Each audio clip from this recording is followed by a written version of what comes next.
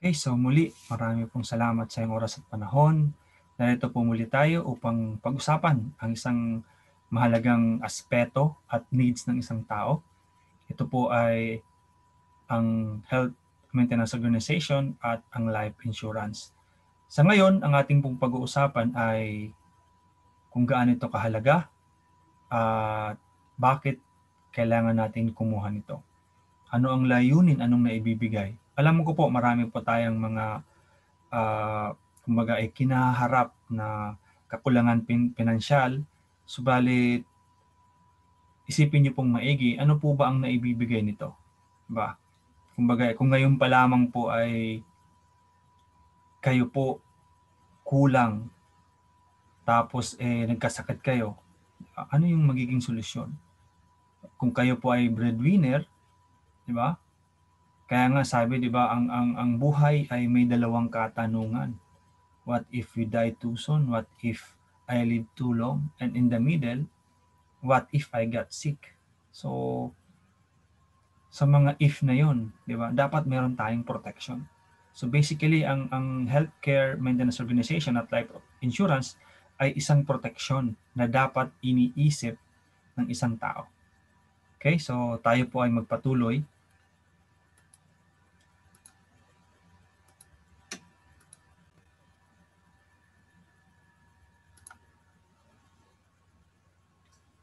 Okay, let's proceed. So ang tanong ay health insurance ba or life insurance? Your choice, my choice. Ikaw, ano nga ba? You may be wondering kung tama ba ngayong kumuha nito sa kabila ng maraming global events, pero with the possibility sa mga future events, di ba, na hindi natin hawak tulad nga ngayon, di ba, may bagyo sunod-sunod. After watching this video, I'm sure na you will be having a compelled reasons at sasabihin mo na kailangan kong kumuha nito para sa akin at sa aking pamilya. Dapat nating alamin na ang life insurance ay pinoprovide ng mga private companies. Usually po ito ay either tradition or investment type. Mamaya dadaan natin yan. At yung HMO or Health Maintenance Organization ay isang prepaid care system na nagpo-provide at nag-a-arrange ng isang healthcare benefits plan sa isang individual para nang sa ganon, kung siya po ay ma-hospital, meron po siyang pang-suporta sa kanyang medical needs. Yun po yung purpose ng health card. At si PhilHealth, yun po yung purpose. Ito ay National Health Insurance Program na kumbaga ginawa ng gobyerno at ito ay government-owned kasama ng Department of Health, ng polisiya, at ang guidance nito ay para po sa mga sambahayang Pilipino, di ba, ay merong healthcare act. So health insurance per se helps pay for medical expenses such as doctor visits, hospital stays, medications, test, ICU stay, or surgical procedures. So ito po ang sinasagot ni health insurance. So by doing so, it helps ensure the people na mayroon siyang pambayad sa mga medical expenses at same time stay healthy at stay na buhay. Okay, so ang health insurance, ito din ang nagmi-minimize para yung effects ng mga medical bills kapag tayo ay masakit na, hindi na makapagtrabaho, ay kaya natin. Ang health insurance din, siya rin yung nagpo-provide ng mga benepisyo kung tayo po ay madadiagnose, di ba, ng mga predefined critical illnesses tulad ng heart attacks, strokes, cancer, at iba pang mga dreaded disease. So yan po yung mga kilalang mga HMO na nasa baba. Okay? So to put it simply, ang health insurance ay ang iyong protection sa iyong mga magiging future financial problems dahil nga sa medical cost kapag tayo po ay nagkakasakit. So ito rin ang protection mo para hindi ka magkaroon at ang pamilya mo ng personal bankruptcy due to medical emergencies. In addition also, na kung saan inaalisan ka nito ng financial burden, di ba? May mga health insurance providers na kapag hindi mo nagamit in a certain period of time, and reimburse sa'yo, di ba? Ang ibang porsyento para pinaka-bonus mo. Okay? At meron din mga healthcare plans na kung saan kung ikaw po ay magkasakit, ikaw po ay may prepaid health card, at kung hindi naman, good as cash kapag dumating na po yung maturity.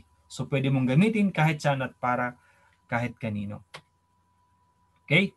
So sa Pilipinas, may tatlong klaseng healthcare. Ang una po dyan na dapat nating alamin ay bakit kailangan ko ng healthcare?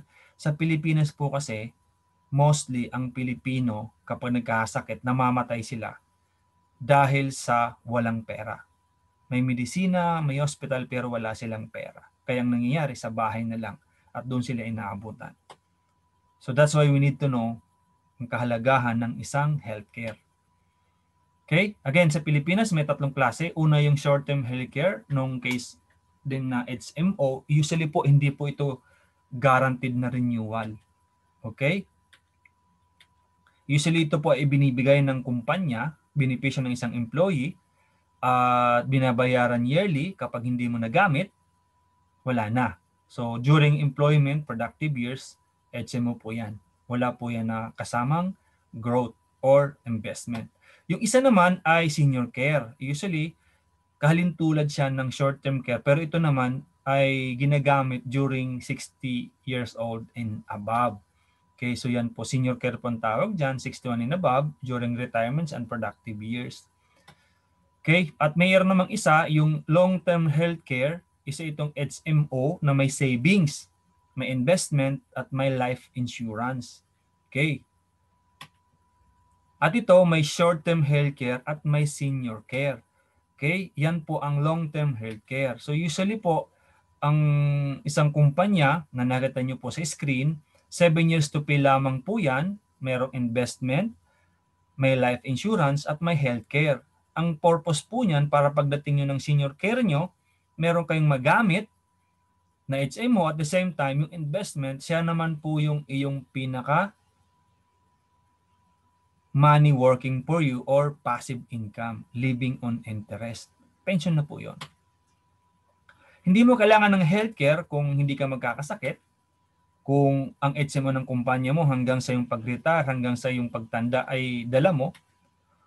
Kung sa akala mo ang gobyerno ay kaya kang proteksyonan at bigyan ng seguridad, lalo na sa iyong mga healthcare needs, maintenance, medicines, check-ups, at rehabilitations. Or kapag expected mo ng anak mo, kaya kang pangalagaan. Pero kung hindi, kailangan kumuha nito habang ngayong bata ka at hindi ka sakitin. Lalahanin mo ng comfort level ng iyong healthcare situation pag edad mo ng 60 and above, nakadepende kung anong klaseng decision meron ka ngayon. Tingnan nyo po ang mga nakapalibot sa atin. Maraming mga senior citizens, retirees, na kung saan hirap na hirap suportahan ng kanilang maintenance, medicines, kasi wala silang healthcare. So ito po yung sample ng HMO ng Kaiser, at ito rin po ang sample ng Kaiser Senior Care, at ito rin naman ang sample ng long-term health care. Ano ang meron dyan? Okay, meron kang long-term care benefit. Okay, meron kang long-term care bonus. Ayan, anong ibig sabihin po niyan? Bonus ibabalik sa iyo yung certain period kapag hindi mo nagamit. Siyempre, meron kang term life insurance. Okay? So yan po yung tatlong klaseng healthcare na meron ng Pilipinas.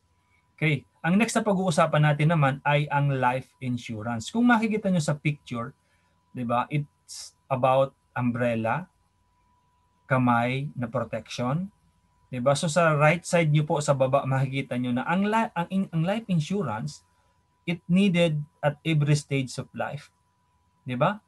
Protection ng family, diba? Protection pag adult, bata, diba?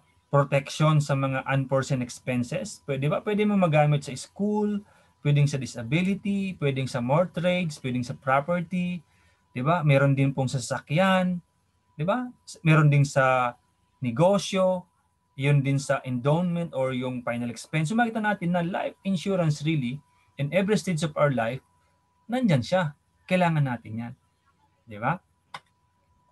And there are many types of insurance. Magkaiba po ang kanilang mga coverage and serves completely different purpose and coverage. But in general, life insurance usually ay mapapakinabangan ng ating mga beneficiaries kung tayo po ay magkaroon ng premature death. So what if you die too soon, ang purpose niya magiging sufficient na replacement sa income na mawawala at mag-cover sa mga expenses and obligations, 'di ba? Na kung saan iiwanan natin. Kasama na rin 'yan kung may funeral cost ba tayo, may extra medical expenses, pambayad sa utang, even sa pag-fund sa college savings ng ating mga anak. Diba? So makita natin dito na ang life insurance, it gives your family continuity of finances that they need kapag nawala ka na. So para hindi sila mag-struggle at hindi sila mabuhay in poverty. So ganun po kaganda ang life insurance. So isang paghalimbawa po yan kung makikita nyo, yan po ang family sa taas, yan po yung family mo, nandyan ikaw, asawa mo, di ba? Nandyan yung monthly income nyo at yung panuporta sa mga provision ng iyong pangangailangan. So kung merong mawala sa inyo at walang life insurance, kung makikita nyo, nagkalaglagan, di ba? Kasi nawala yung monthly income o nabawasan. Pero kung meron po kayong life insurance, mawala man ng isa, di ba? Makikita nyo na nandun pa rin ang protection. Your family is protected and we have reasonable time to adjust from your absence. Yan po yung purpose at kagandahan kapag meron kang life insurance. Okay? So, sa life insurance, may term life at may permanent life. So, bakit ba unahin muna natin yung term life policy bago natin isipin yung permanent life? Kasi between the two, si term life ay cheaper. Sa permanent life, ay merong dalawang uri. O by the way, ang permanent life, ang other term niya po ay traditional life insurance. So, ang uri niya ay whole life or universal life. So, makikita niyo at mababasa niyo po dyan ang ano po ang ibig nilang sabihin. Parehas po yan na mayroong grow at parehas na mayroong kumbaga paglago ng pera mo. Ang pagkakaiba po nila, ang whole life guaranteed pero mas matagal po yan na babayaran. Si universal naman ay nakadepende yung premium structures at yung earnings mo sa performance ng market. Ibig sabihin, kung katulad ngayon, down pang market, so down po ang iyong earnings. So wala po kayong pera. Yan po yung BUL. Okay? So the reality, a lot of people genuinely need both types of protection, yung life insurance at yung healthcare. Especially po kung meron kang dependent. Sabi ko nga, what if you die too soon? What if you live too long? So yung life insurance po ang mag-cover nyon. If you die too soon, life insurance will protection your family. If you live too long naman, di ba? Life insurance is your protection para po sa iyong future needs. So, having said, in addition to health coverage, 'di ba? Kung meron ka pang life insurance, makikita natin, 'di ba, na ang life insurance is the financial safety net. So, if we die, why do I need money? Siyempre hindi na kasi patay ka na nga. Pero your family or your business, kailangan siya. Tama, 'di ba? So, yan po yung uri ng life insurance, term life insurance, whole life insurance, and BUL. By the way, again, ang ating pong pag-uusapan ngayon ay gusto ko lang ipagdiin ano yung purpose. Kung gusto niyo po pong malaman ano pong ibig sabihin yan, nasa description po ang aking mga link and you can just message me, private message me para po pag-usapan natin ang pinaka, kumbaga, detailed na meaning at how it works. Okay? So, yan po yung life insurance.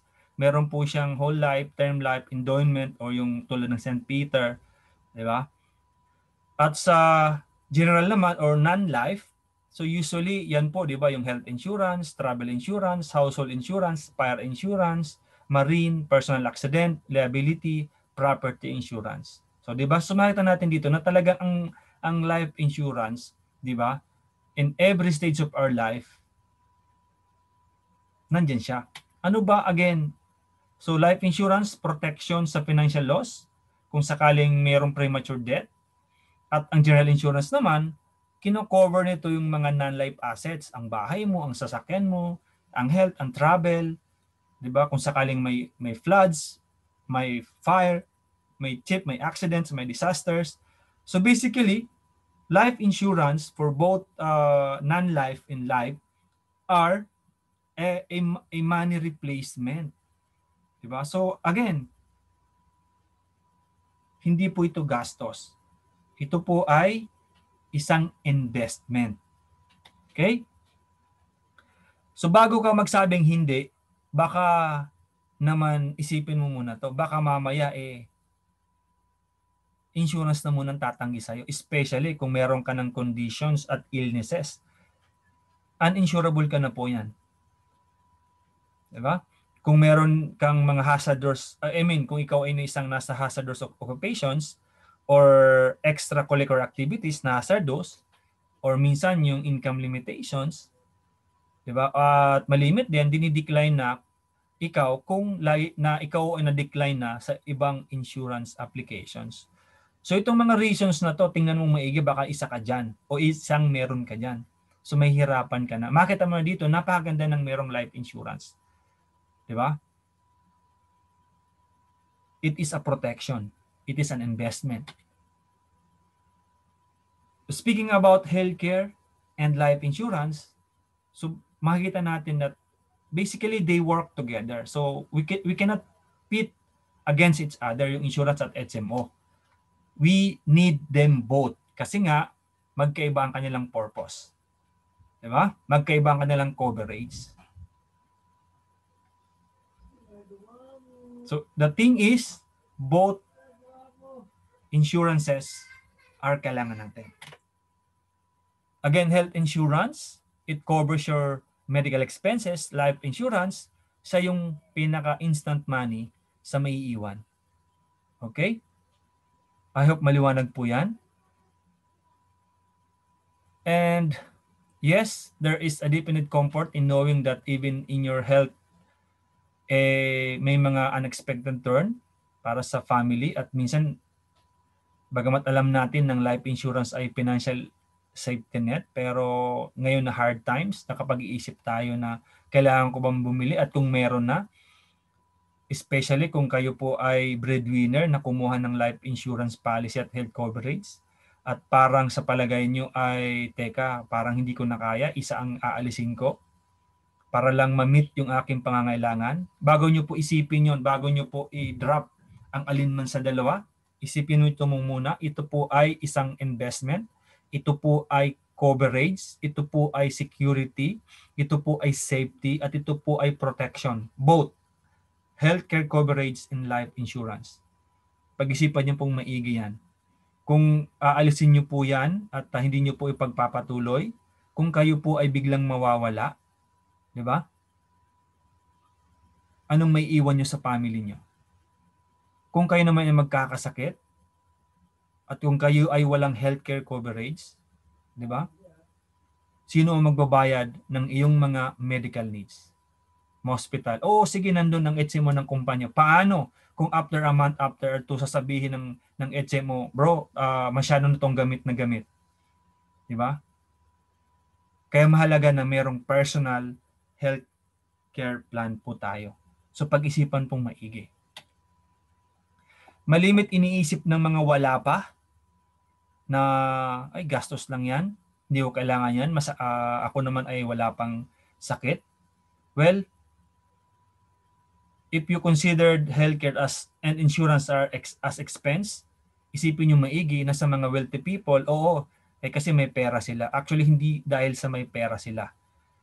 Alam kasi nila na ang healthcare at ang insurance ay isang investment na merong return.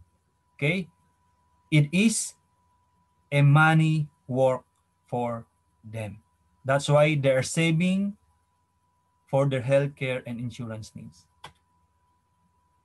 Okay, so sabi nga po ni Parshad Asi, I don't call it life insurance. I call it love insurance. Why?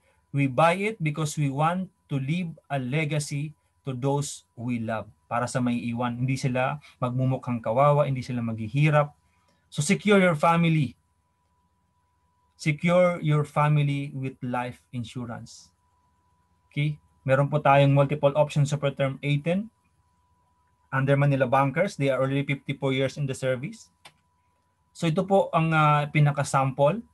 Ang pagkakaiba niya po siya, isa po siyang term life insurance na nasa premium deposit. Ano po bang pagkakaiba ng premium deposit of all mga vehicle sa pag-i-invest? Simple lamang po, si premium deposit ay hindi po siya nagne-negative zero. Okay, ang pinakamababa niya po ay hanggang zero. Okay, ibig sabihin, 'di ba? Sure po kayo na hindi magbabawas. Kung ngayon po kukuha ko yung life insurance at nakabase ang earnings sa market, o 'di ba, negative at zero lahat, so mas mababa po siya.